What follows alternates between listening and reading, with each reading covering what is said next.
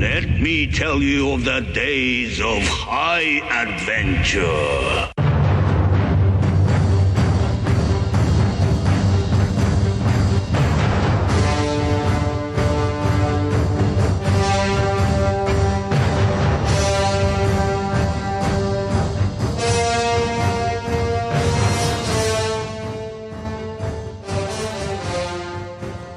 Hello, I'm Kevin. And I'm Mike. And this is 6 Degrees of Schwarzenegger, the podcast where we're taking a long, hard look at some of our favorite action movies from the era of Arnold. Schwarzenegger is the icon of the genre, and we're taking a deep dive into some of the 80s and 90s cult action movies and breaking them all the way down.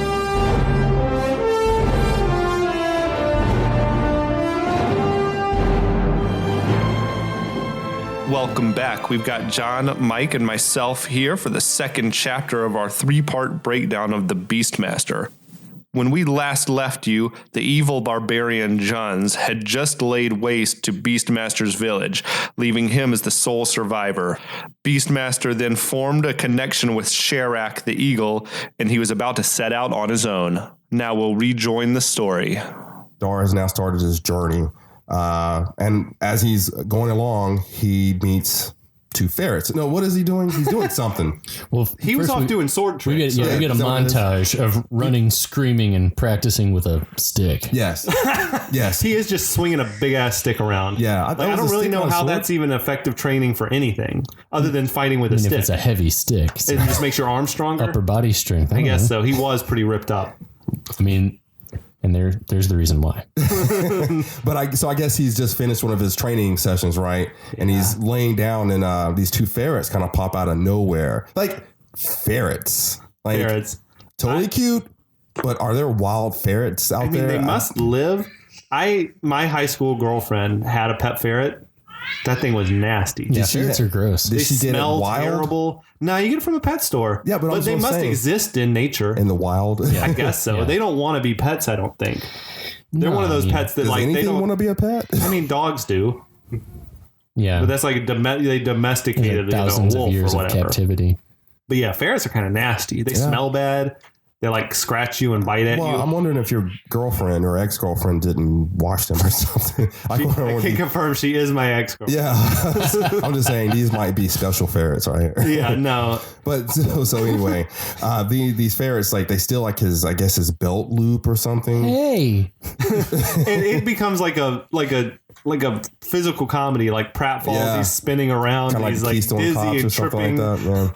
Yeah. And then he stumbles off the edge of a cliff and falls into quicksand. Don't y'all remember when quicksand, when you were growing up, you thought quicksand was going to be a thing and it never turned out? There was every adventure movie had quicksand. Yeah. I've always wondered how they make fake quicksand. Like it always looks so cool. Good, right? Yeah.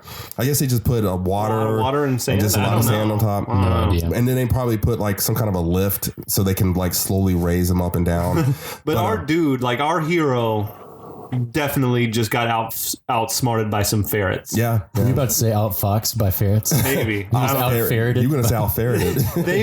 They made him look like a real asshole. Like they played him for a chump. Yeah. He's the Beastmaster. And he's like chasing these ferrets. Come back here with my stuff. Yeah. Well, so having said that, as he's sinking into the quicksand, he uses his Beastmaster skills. Right. He mind melded with to get the ferrets to basically save his life. And then one of them ends up falling into the quicksand. And the other one, that ferret chewed through a tree branch that was like as thick as the ferret's body. Like a beaver. In 2 seconds. Like it was 2 bites and that branch fell down. Yeah. I was like, I thought that was weird. Ferrets can't chew like that. That's not just, I thought that would be more of a beaver, but I don't guess beavers like. Can you imagine if you had a beaver Beastmaster in his for beaver back? wouldn't look as good.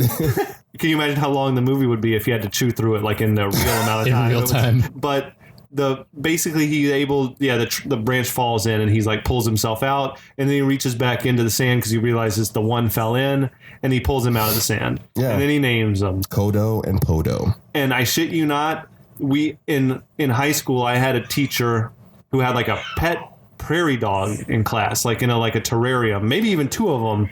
But we definitely named, if there was one, it was named Kodo, and if there was 2, it was Kodo and Podo. We had him named, which was awesome. Cool. I don't know where he got prairie dogs. They were nasty as well, to be honest. You're around a lot of nasty vermin. Keeping vermin as pets is like, I don't get it. Anyway, that's me. Well, thank the gods the Beastmaster had that convenient ferret sack to carry them around in. He just put them in his little ferret satchel.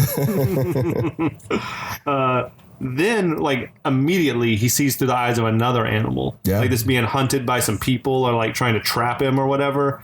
And he comes and he rescues the animal. It's like a big cat. Yeah, His name's Roo or Ruh. Ooh. Like a black tiger, right? I wonder how rare is that. Rare? I don't know. It seems like I think it's non-existent. I think it's so rare it doesn't exist. That they made it for the movie. They like took a tiger and painted it. They couldn't get the animal they wanted. So if you paying attention over the course of the movie, it's like an old tiger, probably arthritic former circus animal with the worst dye job ever. He was kind of skinny. He was real skinny. He looked a little unhealthy. I did not know that. Like, are you saying they died? I read that. So I read that in the old New York Times review I found.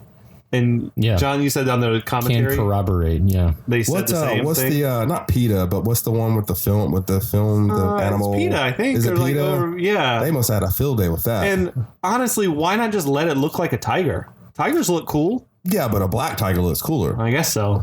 It looks more austere. Yeah. More severe. Not austere, severe. The worst name in the world, though, he gave that thing. Roo. I told you that's the German word for peace. Ironic. So yeah, right after he meets, so now he's met all his animal friends. When he's freeing the tiger, like he slices a couple dudes up, and then he uses that thing, the caber thing, and he frees the tiger, and the tiger goes and mauls like the other guy kills the last guard, and Beastmaster's just looking there, man, like happy as hell, like his hands on his hips, a big ass smile, while this cat rips this guy to shreds. Yeah, there's never a part where you see Roo like standing over somebody, like eating, like he lifts his head and there's like blood. Yeah, the carnage is always off screen. Yeah. But that look on his face, man, when he's like just watching a beautiful sunset or something, it's like he looked very satisfied. Well, it's to justify killing, so I guess so. It. Yeah, so after that, now he's already met his animal companions. His animal is that when he gives the speech? He says, "I have my eyes, I have my cunning, and now I have my strength." He could have used some more animals, probably. Ultimately, like why not just keep? What other animal? Horse? He needs a horse. Horse would have been nice. Jesus. Yeah, that's easy to have like well trained and on set. Plus, like, there's plenty of horses. Now that you think about all the places he traveled, like that horse would have come in real handy. He wouldn't be in as good a shape. He's not having to run everywhere. Yeah, horse would probably been really expensive for them to get though.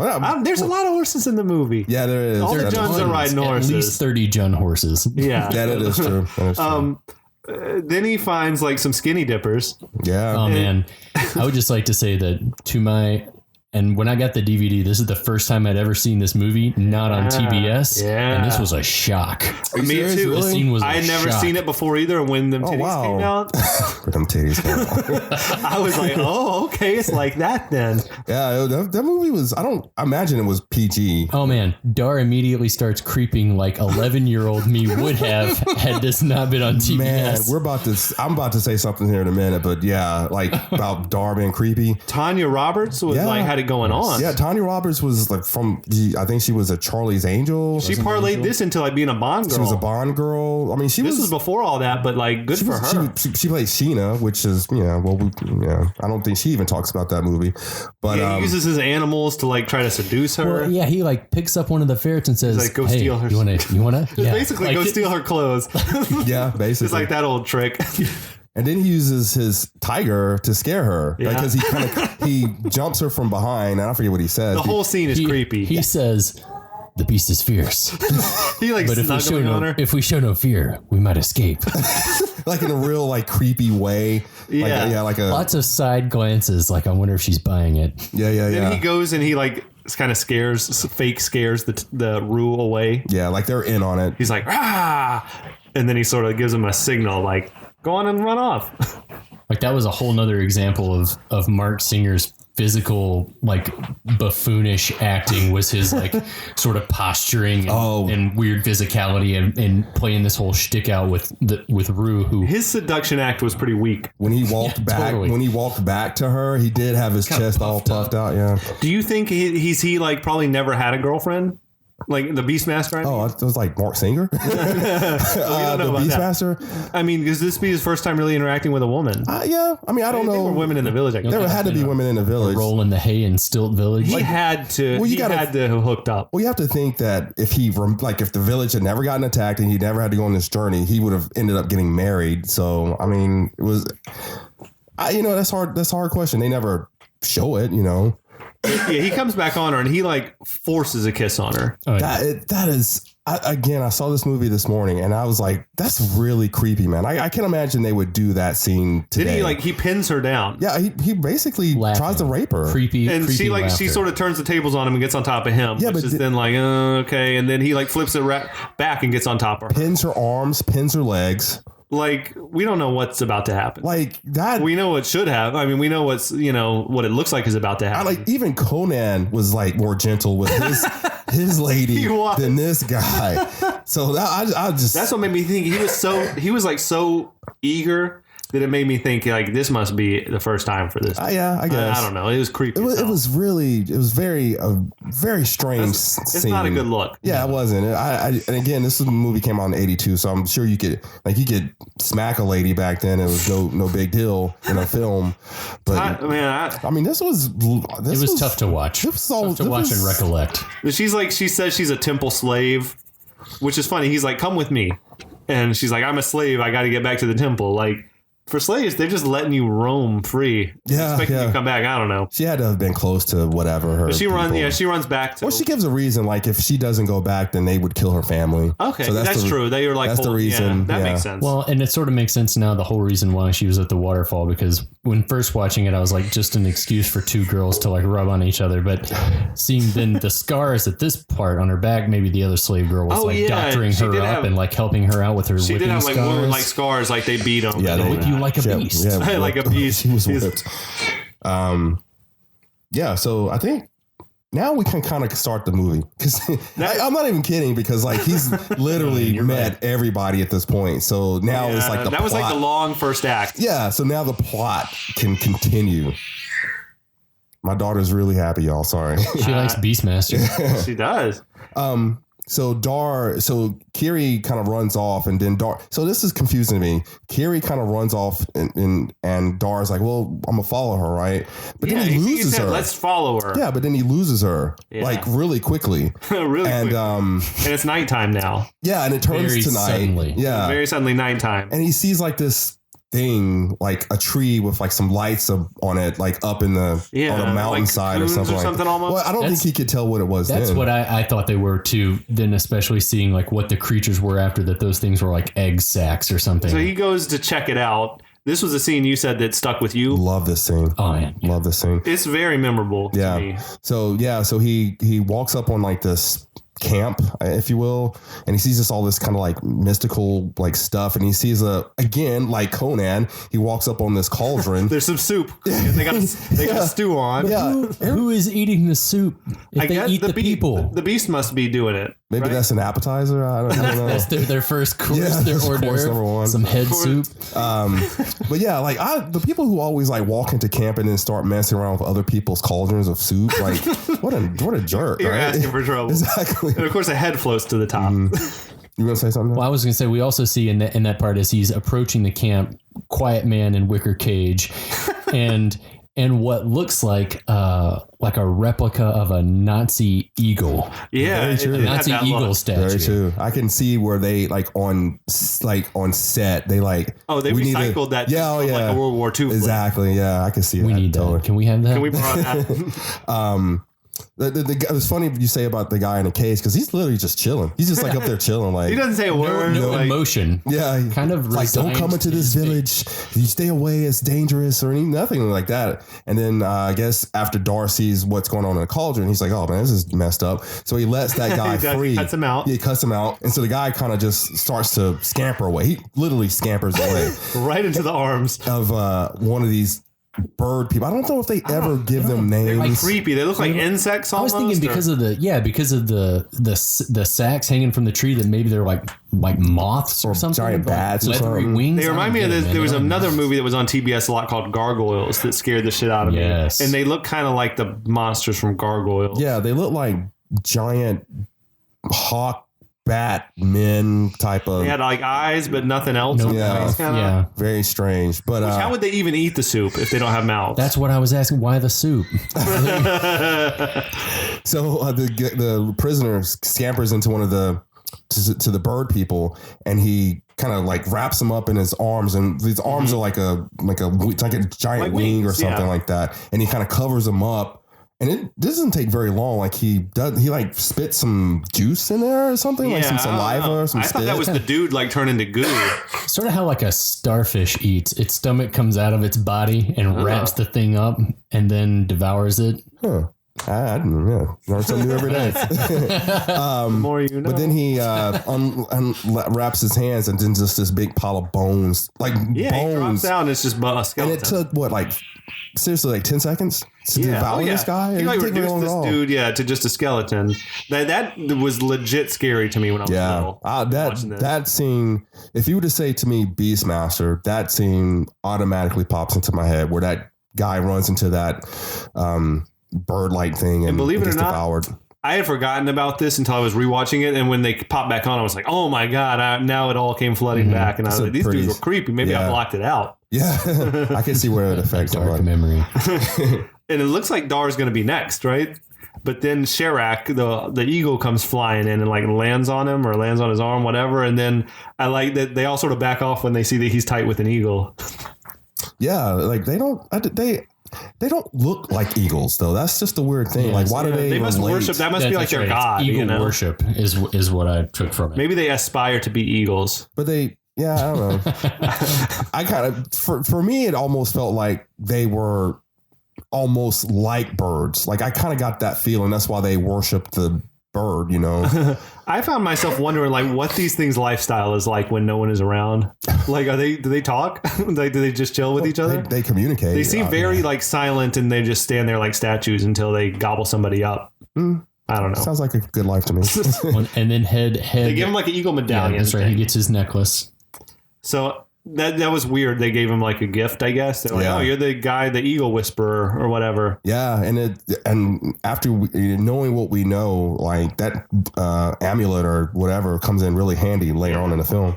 So now Dar is he's back on his journey. Again, I guess now we can get the story started. He's back on his journey. He's like walking down this long path full of like dead bodies On pikes. like his village. Yeah, just like his village. So he knows he's walking into something. So he walks into this village. It was the village from the open of the movie. Right. Yeah. With the pyramid and everything. So he stumbles upon this ceremony, and this is kind of like creepy because, like, as he's walking up on this ceremony, I didn't even realize this because I'd forgotten about it. But Maax is there, and they're holding like this religious ceremony, and he throws a kid into a fire.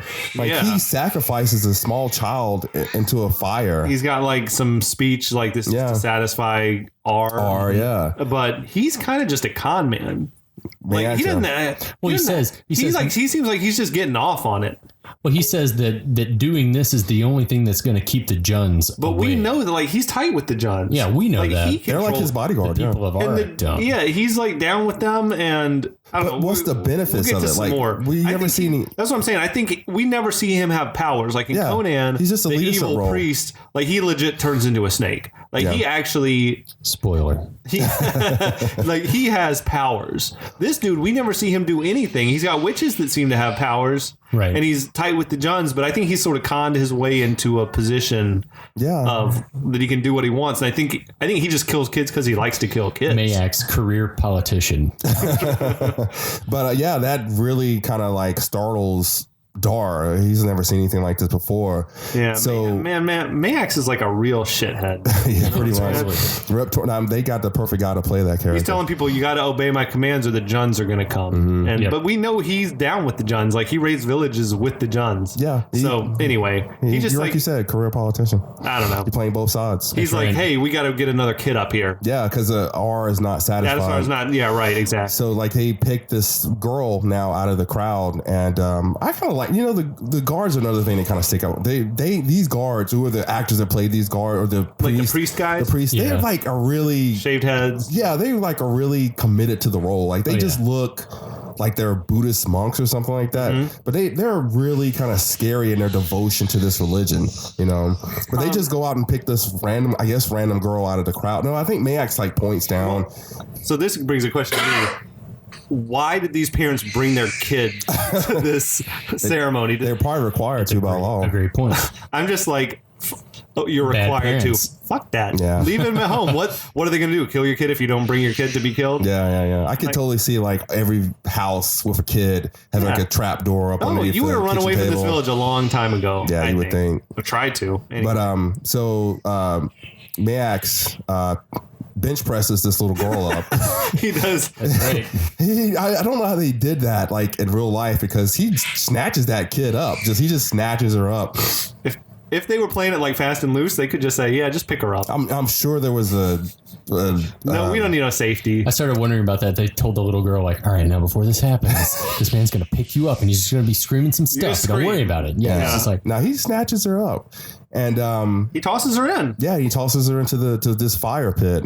And but I don't know why he didn't toss her all the way in. Yeah, he kind of just like lazily hits the edge, and that gives Dar enough time to send his eagle into the fire pit to save the little girl. Eagle rescue number 3 for those of you who are counting. Yeah, the eagle saves the day a lot. Sharak always comes in at the end. Yeah, that's like his secret weapon. That's his trump card. Yeah. And I mean, a good sized eagle weighs at most 15 or 20 pounds and carries probably a 40-pound child away, which is, it still works for me. I think that animals can. I think the animals can have superhuman, super animal, whatever strength.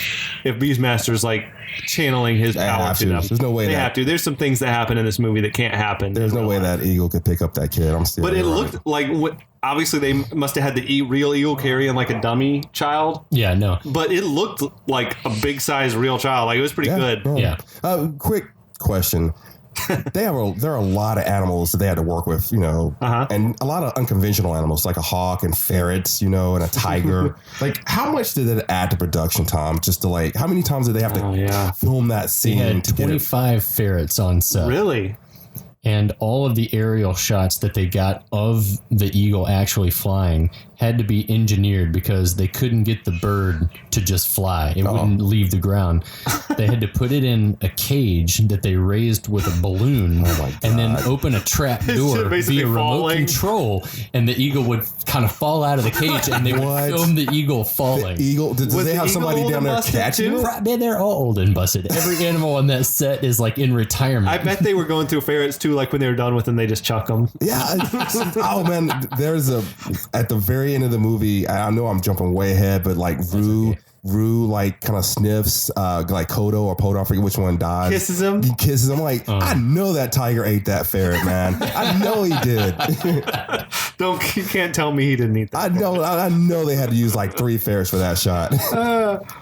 Well, then we're talking about Sharak carrying off the kid, and Maax being the good spin doctor that he is, immediately saying, "The gods have spoken." Yeah, no more kid deaths. No, I think it was he says R has spoken. He wants your children. Like the eagle was sent by R to take the child. But that's what I'm saying. I think this dude's just a straight up con man. Yeah, absolutely. I don't think he has any powers. No, like not a funky haircut. He has the witches to do his bidding, and he's got his religious zealots do his bidding. So Dar brings the little girl back to the family. And he gives us a lot of backstory that finally catches us up on what's going on. Yeah. Like he says, Maax took over the village. He imprisoned the king. He's in the pyramid, and Zed's son has gone missing. This dude's like, well, come in and eat some food or whatever. He feeds him, and he's like, anything you ever need. Like he did just save his little girl. But later on, anyway, we'll get back to this. But he's like, anything you ever need, like I got you 100%, which is I know what you're talking about. Fully appropriate. Yeah. Right. So then we got Maax and the witches are like, this is Zed's unborn son, this beast guy, and we're gonna send some minions to kill him. They give the guy a ring with an eye. It's in like it. Really cool. This eye, yeah. He's like, he'll lead you to the Beastmaster. You know, Maax is not a very good bad guy because several times in this movie he knows exactly where the unborn child is, the person that's supposed to kill him, and he does a piss poor job of killing him. Send everybody. Don't send like 2 or 3 priests. Well, this sort of leads into the next scene that we're about to see, is so that he gives the ring, and in the very next scene, or in the previous scene, Maax says, I want the Master Beast. Bring me the Master Beast. Oh, he wants him alive? He says, R wants the Master Beast. Take this ring and find him. And in the very next scene, when Beastmaster is at the waterfall having a drink of water, that's when Maax says, that's the mark of R. Kill him. So he sees him. So did he have, again, is this a moment where Maax kind of had a feeling that this guy maybe was something out of the ordinary? Because he sent these people after. Yeah, that's true. He doesn't really know he's the son of Zed until he sees the brand on his hand. Right. Yeah. He can't, right? Other than the fact that he disrupted his he probably just wants them like, you fucked up my sacrifice. Revenge. So these dudes, the one guy drops like a little noose around his neck and is like kind of choking him out, and then Rue shows up and saves the day. Like jumps on one of the dudes' backs, and they're duking it out. Then Rue goes chasing after a guard and falls in a pit. That's what I'm saying. There's a lot of stuff that could have been cut out.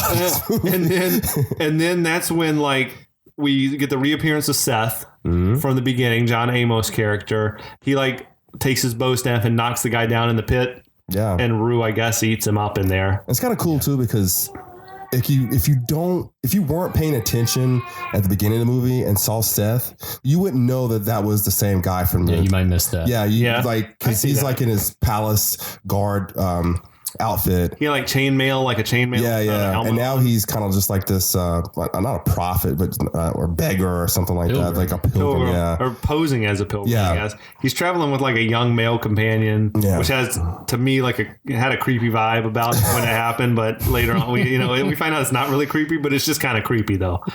Not as creepy as Dar's kiss not on as creepy Kiri, as Dar's like approach not in the to Me women. Too era. I'm just saying like the optics just aren't good. Like rolling with a young boy like this, it looks inappropriate. And they have a moment where they look at each other and they're like, we're just some pilgrims. Like I'm like, okay guys, Kevin looks way too deep into movies. I always do, man. I'm like, I take it real seriously. I see what you're saying though. And they very deliberately push a log into the pit so that the tiger can crawl up and come out. And this tiger, man, is like, it must be an old circus animal because it's tame as hell. Yeah. Like it's just walking right past the actors. They're patting it on the back as it walks past. I'm like, they had no fear that this tiger might just turn on them. That, or he had a lot of catnip or something. Like they had. They could have like taken all his teeth out. Oh man, they probably had that thing juiced up the whole time. No, because there's no way you're gonna put me on set for Lifetime. They're like, don't worry, he's well trained. It's like, okay, but Siegfried and Roy's tiger turned on him. There was a bear that attacked somebody in a movie with I mean, it happened. Will Ferrell, right? Like, and killed somebody. Like, was that in Anchorman? Yeah, or no, the basketball movie, Semi-Pro. There's like a bear that attacked and killed somebody in that movie. On Conan, we were talking about like the wild dogs they brought on. Like they attacked their handler on the set. Yeah, like you just can't have that much control over animal. I don't. Do you guys see anything like that? Like in your back notes, like where an animal attacked somebody or just something? Just the one incident at the very begining of filming on the bear. Yeah, the bear incident. But it wasn't so much so that they had to like get a new bear. It was just it was like roughhousing with the handler. Wasn't a big deal. Like yeah. I'm like, for this movie, other than the ferrets, that they would have done it anyway. That bear probably would have killed somebody. And they'd be like, well, we need a new guy. Let's power through.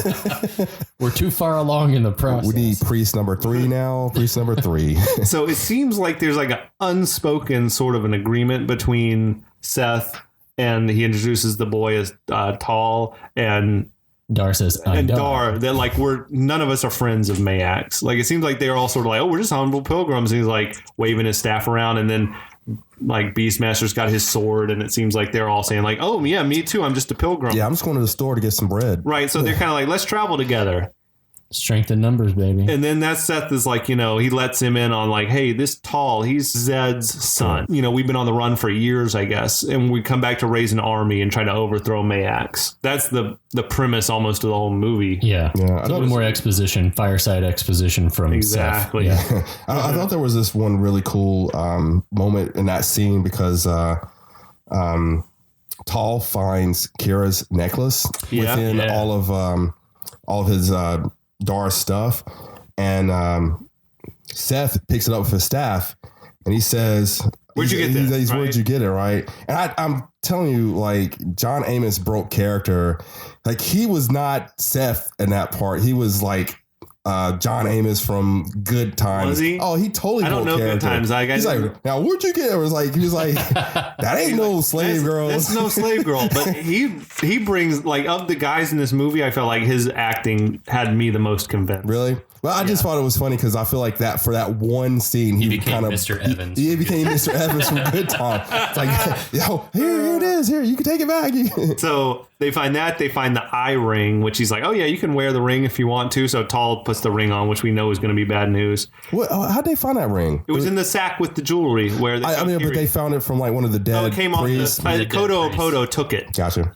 And also, so this is a little tricky.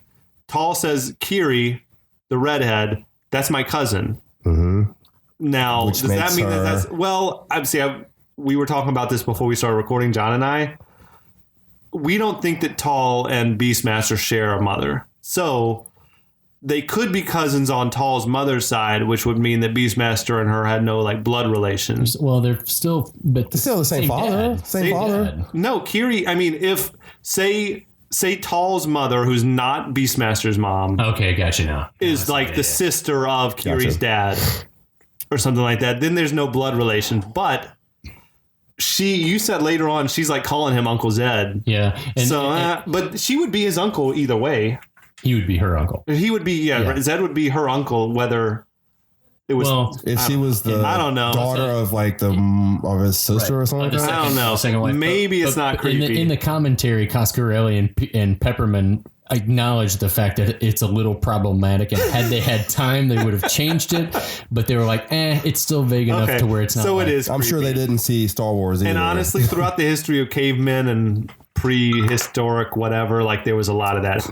So this is another part that bothered me big time.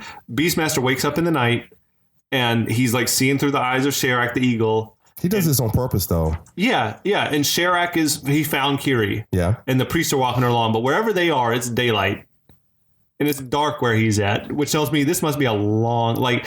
Did you watch this on YouTube also? Yeah. Okay. It's got to be miles and miles away. They were not close. Yeah. They weren't close for it to be dark here and it's light there. Yeah. Maybe eagles see differently. Oh, shit. Whoa. You're blowing minds right now. Man. Eagles, there's no human being that will ever know what an eagle can see. So maybe eagles have night vision. Maybe eagles see daytime. I'm down with that. They see daylight all day long. Maybe.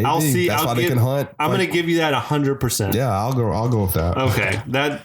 Now I'm back on board with the movie, and we can continue now. We were about to have to stop. Now we're back. Was that the one thing where I was about ready to walk out. Okay. We're going to have to leave it there for this episode, but we'll be back next week with a lot more in the final chapter of our series on the Beastmaster.